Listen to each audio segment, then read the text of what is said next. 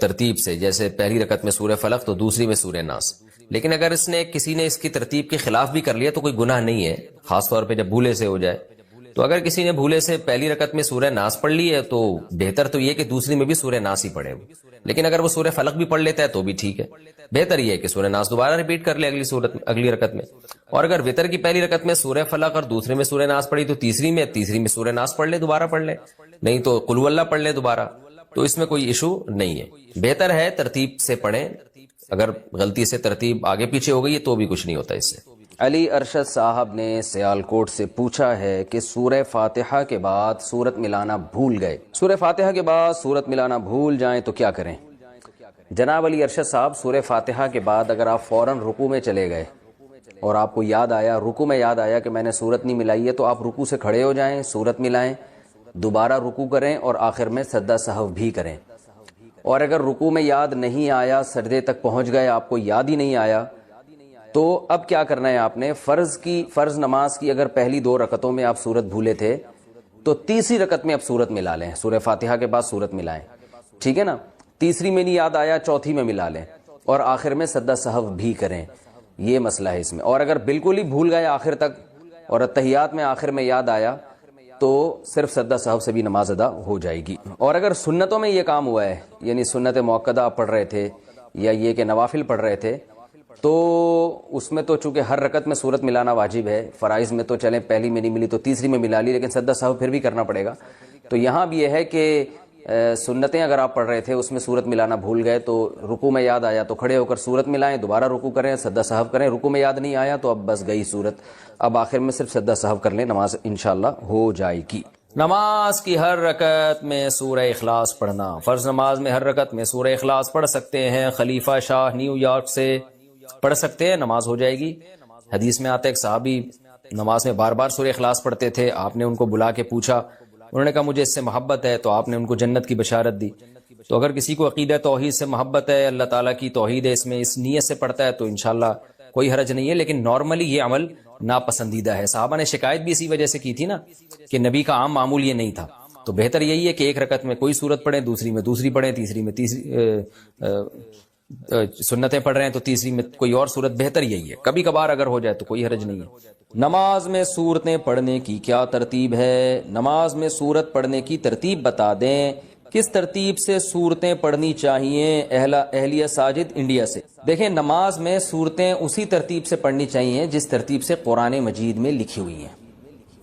جو صورت پہلے لکھی ہوئی ہے وہ پہلی صورت میں، جو بعد میں لکھی ہوئی ہے وہ بعد میں. جیسے آپ پہلے رکعت میں آپ قل ہو اللہ پڑھ لیں اور دوسری میں الم ترا پڑھ لیں تو یہ بہتر نہیں ہے، کراہت ہے، اس میں مکروہ ہے، ناپسندیدہ ہے. نماز بہرحال ہو جائے گی اور کوئی کبیرہ گناہ بھی نہیں ہے، کوئی ایسا بھی نہیں ہے کہ کوئی سخت گناہ گار ہوں گے. بہتر یہ ہے کہ جو مصحف عثمانی میں جس ترتیب سے قرآن لکھا ہوا ہے تو صورتیں بھی اسی ترتیب سے پڑھنی چاہیے. ہاں، پہلی میں الم ترا پڑھ لی، دوسری میں قل ہو اللہ، تو یہ ٹھیک ہے.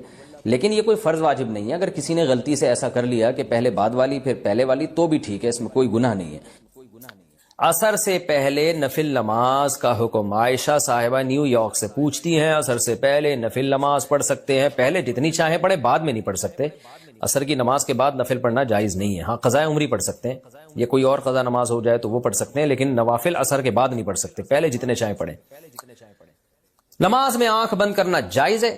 کیا نماز میں آنکھ بند کر سکتے ہیں اور کتنی دیر تک؟ عابد خان سعودی عرب سے. نماز میں آنکھ بند کرنا مکروہ ہے، ناپسندیدہ ہے، کیونکہ نبی صلی اللہ علیہ وسلم ہمیشہ آنکھیں کھول کے نماز پڑھتے تھے. تو اس لیے بہتر یہی ہے کہ نماز میں آنکھ کھول کے نماز پڑھیں. آپ اندھیرے میں نماز پڑھنے کا حکم. اندھیرے میں نماز پڑھنا ممنوع ہے یا نہیں؟ عثمان غنی آئی لینڈ سے. کوئی ممنوع نہیں ہے، پڑھ سکتے ہیں. کسی نے امانت دی اور ڈاکو نے لوٹ لی تو لوٹانے کا کیا حکم ہے؟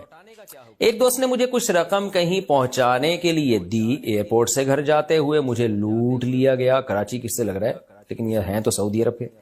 سعودی عرب میں نہیں ہوا ہوگا، یہ آپ کے ساتھ کراچی میں ہوا ہوگا. خیر، اب اس رقم کو لوٹانے کے بارے میں کیا حکم ہے اور بہتر کیا ہے؟ جزیل احمد صدیقی سعودی عرب سے. جزیل احمد صاحب، اگر آپ کو کسی نے امانت دی تھی اور واقعی ڈاکوؤں نہیں لوٹی ہے تو پھر آپ پر وہ امانت لوٹانا لازم نہیں ہے. کسی کے پاس بھی جب امانت رکھوائی جائے نا تو اس کے اپنے کسی قصور کے بغیر اگر وہ ضائع ہو جائے تو پھر اس پر لوٹانا واجب نہیں ہے. ہاں، اس طرح سے اس نے وہ امانت رکھی کہ ضائع ہونے کا خطرہ تھا. مثال کے طور پر لاکر کے بغیر باہر ہی ڈال دی اس نے، اور خطرہ ہے کہ چور لے جائے گا، تو پھر اس کا مطلب پھر یہ ذمہ دار ہوگا کیونکہ اس نے کوتاہی کی ہے. اس نے اگر اپنی طرف سے کوتاہی نہیں کی اور ڈاکوؤں نے لوٹ لی ہے تو پھر اس پر لوٹانا لازم نہیں ہے. اب اگر آپ وہ پیسے یوں یوں یوں کرتے ہوئے جا رہے تھے، ڈاکوؤں کو دعوت دے رہے تھے، تو پھر تو آپ قصوروار ہوں گے، آپ پر لوٹانا لازم ہوگا. لیکن آپ نے بیگ میں رکھے تھے، جیب میں رکھے تھے، جہاں بھی سیف جگہ پہ رکھے تھے، پھر ڈاکوؤں نے لوٹ لی، تو اب آپ پر لوٹانا کچھ بھی لازم نہیں ہے. راستے میں چلتے ہوئے درود پڑھنا کیا منع ہے؟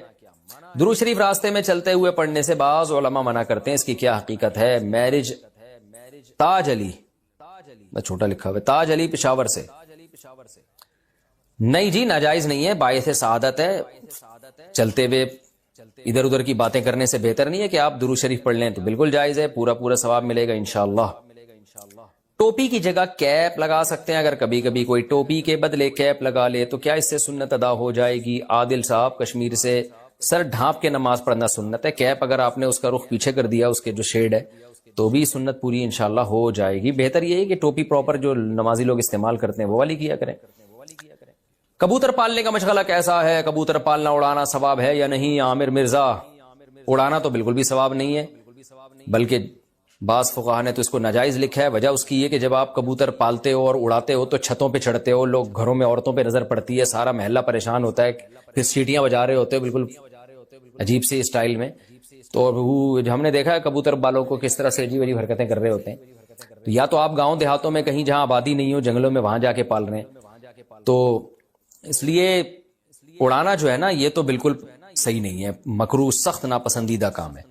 چھتوں پہ چڑھنا پڑتا ہے اس کے لیے، بے پردگی کا خطرہ، بد نظری کا خطرہ ہوتا ہے، اور وقار کے بھی خلاف ہے انسان کے. یہ بھی ہو سکتا تھا کہ خام خواہ کی قربانی دلوائی جاتی کہ 5 دفعہ تم نے الٹے لٹکنا ہے تاکہ پتہ چل جائے تمہارا اللہ سے کیا ہے، ریلیشن ہے. تو یہ بھی تو قربانی ہوتی کہ نہیں ہوتی؟ لوگ دلوا رہے ہوتے ہیں. فوج میں نا، جب ہم جو NCC کی ٹریننگ کی ہے نا کالج میں، تو وہ فوجی صوبیدار ہمیں ٹریننگ دیتے تھے. تو وہ یہ ثابت کرنے کے لیے کہ میں آفیسر ہوں، بعض دفعہ خام خواہ میں ڈنڈ پہ لو بیٹھ کے، چلو بھائی. اب فوجیوں میں ہوتا ہے نا، تاکہ آفس کے آرڈر کو فالو کرنے کا جذبہ پیدا ہو. اب ڈنڈ پیل رہے ہیں، ہمیں پتا تھا بھائی یہ ڈپس لگانے پڑیں گے آپ کو، ٹھیک ہے نا. وہ کہتا ہے جب کھڑے ہو کر دوبارہ لگاؤ. یہ سکھایا جاتا ہے فوجیوں کو قربانی کا جذبہ پیدا کرنے کے لیے. تو اللہ میاں ایسے بھی کر سکتے تھے کہ بس الٹے لٹک جاؤ، ٹھیک ہے نا، 5 ٹائم. قربانی دلوائی ہے، لیکن ایسے طریقے سے دلوائی ہے کہ اس میں ہمیں روحانی سکون ملے، اس میں ہمارا اللہ سے ریلیشن قائم ہو، اس میں ہمیں لطف اور مزہ آئے، ہماری دنیا بھی سدھر جائے. اس سے ہمیں حکم دیا سب سے پہلے فجر کی نماز رکھی تاکہ مسلمان صبح دیر سے اٹھنے والی قوم نہ بنے. اللہ میاں یہ بھی کر سکتے تھے کہ پہلی نماز 11 بجے، دوسری نماز شام 3:30 بجے، 4-5 نمازیں ایسے کر دیتے. جہلم والی سرکار نے تو کر دی، فجر رکھی ہے اور ظہر کے بارے میں بولا ہے کہ عصر سے 20 منٹ پہلے آپ ظہر عصر پڑھ لیں، اور غروب آفتاب ہوتے ہی مغرب عشاء بھی اکٹھی پڑھ لیں. تو یہ عملی طور پر 2 نمازیں ہوئی ہیں، ٹھیک ہے نا. 5 نمازوں کا مطلب ہوتا ہے اپنی تمام مصروفیات کو دوبارہ سے فارغ کر کے نماز کے لیے آنا. ظہر میں آپ سارے کام چھوڑ کے آتے ہو، پھر واپس چلے جاتے ہو، پھر عصر میں الگ سے آتے ہو، پھر واپس چلے جاتے ہو، پھر مغرب میں الگ سے آتے ہو، پھر واپس چلے جاتے ہو، پھر عشاء میں الگ سے آتے ہو. یہ 5 دفعہ قربانی دلوائی جا رہی ہے. اگر اس طرح سے نمازیں اکٹھی کرنے کا اسلام میں حکم ہوتا تو 3 دفعہ قربانی ہوتی، 5 دفعہ قربانی نہیں ہوتی. دیکھو ہم ظہر سے پہلے 4 سنتیں پڑھتے ہیں اور 4 فرض پڑھتے ہیں. ان سنتیں پڑھنے میں کوئی قربانی ہوتی ہے ہمیں؟ اس لیے کہ تو نماز کے لیے آئے ہوئے ہیں نا. تو اگر ہم 4 فرض کے ساتھ 4 عصر بھی پڑھ لیں تو عصر کی قربانی تھوڑی ہی پھر یہ. تو 5 نمازوں کا مطلب ہی 5 ٹائم پہ آنا ہے. اس میں شاپنگ واپنگ ہی تو رکاوٹ بنتی ہے، اور آپ نے شاپنگ کے لیے کہہ دیا ہے. اہل حدیث الگ، اہل حدیث یہ مانتے نہیں ہے، لیکن یہ اس کی عادت ہے جہلم والی سرکار کی کہ کسی بھی مسلک میں کوئی بھی الٹا فتویٰ دے رہا ہوگا نا تو اس الٹے مولوی کو لا کے ہائی لائٹ کر کے مسلک کو بدنام کرنا.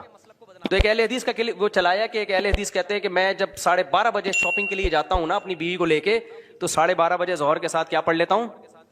یہ جہلم والی سرکار کا کلپ میں نے خود اپنے کانوں سے سنا ہے کہ 12:30 یا 12 بجے جیسے ہی ظہر کا وقت داخل ہوا تو ظہر کے ساتھ فوراً کیا پڑھ لیتا ہوں، عصر. حالانکہ قرآن میں سورہ نور میں اللہ کیا کہتے ہیں، رجال لا تلہیہم تجارت ولا بیع عن ذکر اللہ و اقام الصلاۃ. مسجدوں میں ایسے لوگ ہوتے ہیں کہ ان کو تجارت اللہ کی یاد اور نماز سے غافل نہیں کرتی.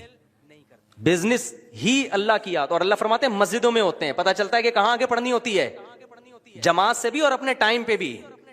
और उसी शॉपिंग को आपने जरिया बना लिया 2 नमाजें इकट्ठी करने का, असर गोल कर दिया आपने। ये है तफक्को और बसीरत, समझते हो। और उस नमाज का अजर खराब किया है जिसकी सबसे ज्यादा ताकीद कुरान बयान कर रहा है।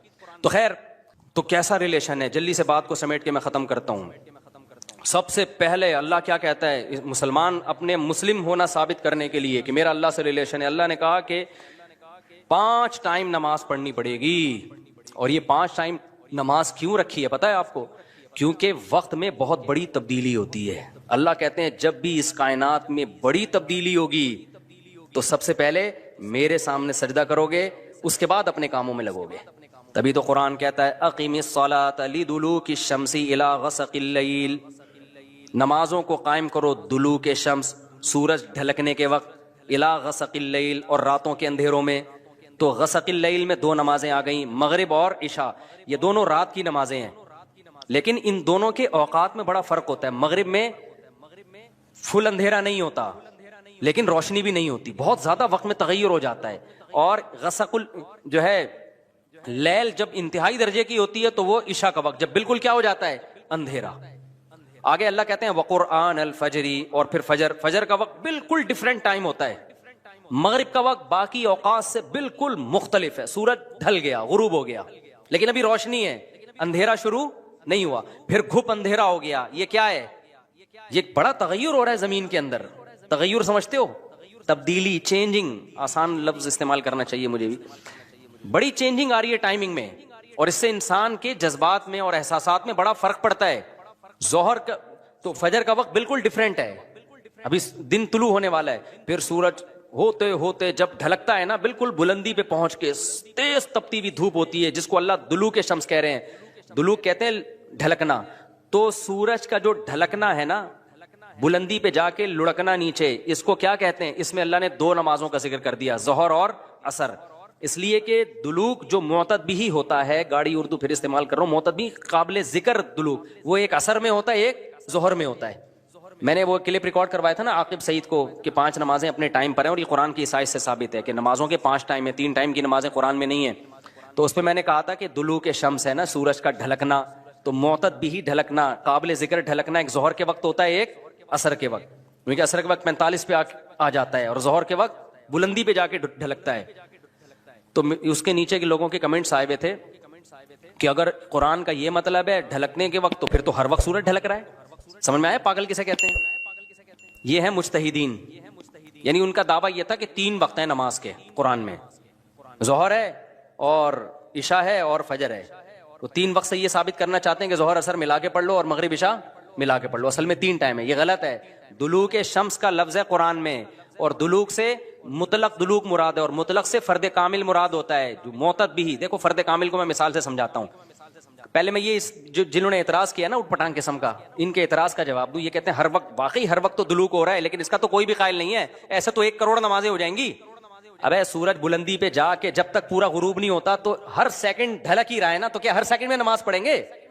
तो जाहिर है कुरान वो बात करेगा जो इंसानों के फहम के मुताबिक होंगी। तो इससे साफ पता चलता है वो ढलकना मुराद है जो काबिले जिक्र ढलकना हो। तो काबिले जिक्र ढलकना, जिसको इस्तिलाह में कहते हैं मुअतद बिही ढलकान, वो जब है जब बुलंदी पे जाके पहली दफा ढलकना शुरू हो और फिर 45 के जाविये पे आ जाए। इससे ज्यादा ढलकान वाली नमाज हदीस से साबित भी नहीं है। नहीं आई मेरा ख्याल है बात? तो मुतलक से फर्द कामिल मुराद होता है। इसको मैं मिसाल से समझाता हूं। देखो मैं आपसे कहता हूं चाय लेकर आओ, आप बर्फ डाल के ठंडी चाय ले आए, मैं कहूंगा ये क्या ले आया? आप कहें आपने बोला था गर्म चाय लाओ। मैं बोलूंगा जब मैंने चाय का लफ्ज मुतलक बोला है, उसके साथ कोई गर्म या ठंडे की कैद नहीं लगाई, तो उससे फर्द कामिल ही मुराद होता है। कामिल फर्द चाय का क्या है? कामिल दर्जे की चाय क्या है? जो गर्म होती है, दरमियानी दर्जे का मीठा होता है और मुनासिब सी पत्ती होती है। मैंने आपसे कहा चाय लेकर आओ, आप 6 चम्मच जहर बना के ना पत्तियों के डाल के ले आए और सब। मैंने कहा ये क्या लेकर आया है? आप कह रहे हैं, आप बोल रहे हैं चाय। मैं कहा भाई तू जहर बना दी। तो आप बोलो आपने ये थोड़ी कहा था नॉर्मल चाय, आपने तो चाय बोला था। तो चाय में तो कोई भी चाय। समझ में आ रही है बात कि नहीं आ रही? ये चीजें उसूल फिक़ह में पढ़ी जाती हैं जो आजकल के स्कॉलर्स ने नहीं पढ़ी, तभी कुरान हदीस का मतलब भी इनको समझ में नहीं आता। तो अल मुतलक़ु इज़ा उतलिक़ा युरादु बिहिल फर्दुल कामिल, ये उसूल फिक़ह का मसला है और लुगत का भी मसला है। ये कायदा है, ज़ाब्ता है کہ جب بھی کوئی لفظ علی الاطلاق بغیر کسی قید کے بولا جائے گا تو فرد کامل مراد ہوتا، اکمل نہیں، اکمل کا مطلب بہت اوپر کی زعفران والی چائے، نہ فرد کامل جو ناقص نہ ہو. زعفران والی چائے لے آؤ گے پھر بھی برا لگے گا، آپ بولو گے بھائی مفتی صاحب